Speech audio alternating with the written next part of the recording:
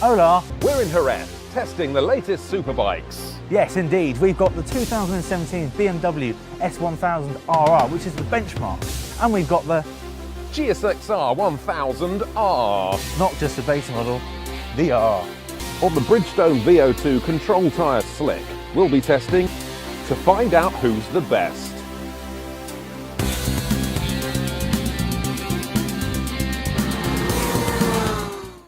Sun's out, Sun's out, guns out.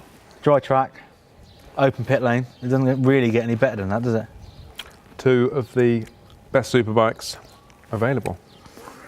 Obviously, this is the new kid on the block. Yeah. Really. I mean, the 17 is pretty much the same as the 16 and the 15, just with a different exhaust TU4 thing. And this is the bike that everyone wants to know about. So should we start with the Suzuki then? Let's start with the Suzuki. Okay. I went out on that first and was immediately impressed. It feels lighter. It feels 10 kilos lighter than the old bike. Obviously, there's so much more power, and the first thing that struck me was the engine. It's that VVT variable valve timing where it makes power all the way through the rev range. And I was kind of, I don't know about you, but I was kind of skeptical about the marketing hype and all this sort of the stuff behind it, but it actually works. It definitely works. Yeah. I mean, we say, it's noticeable, tangible difference, but that BMW is still an incredible bike. Yeah. Still an incredible bike. It's just that it's apparent and it becomes clear that this is the one that we both want to ride. This is the one that feels more stable. It feels like you can push it a bit further. Yeah. And it's got a bit more confidence about it. It feels just sure-footed.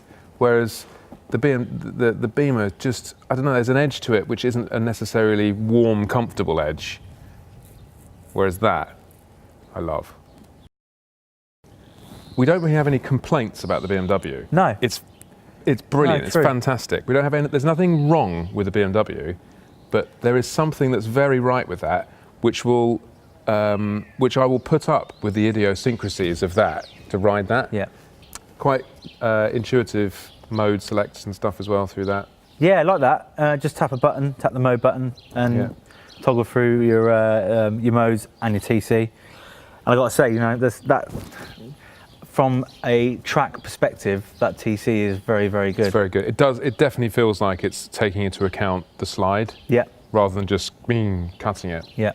And it feels, I mean, just all over the place. It feels better bike, but marginally, 1% better everywhere. It's tiny, yeah. But ultimately, that is the bike that I would take home tomorrow. It's the bike I'd take home tomorrow. Ultimately, most of us do this to have a brilliant time and feel good, and that's the bike that feels like you're going faster.